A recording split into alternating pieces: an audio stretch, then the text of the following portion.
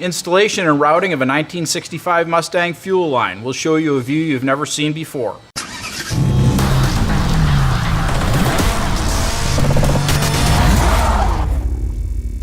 Hi, I'm Paul with Classic Tube and the Classic Tube Tech Tip.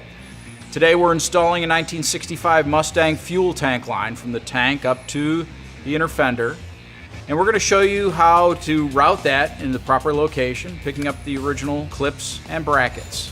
So here's a view rarely seen, the undercarriage of a Mustang on a rotisserie.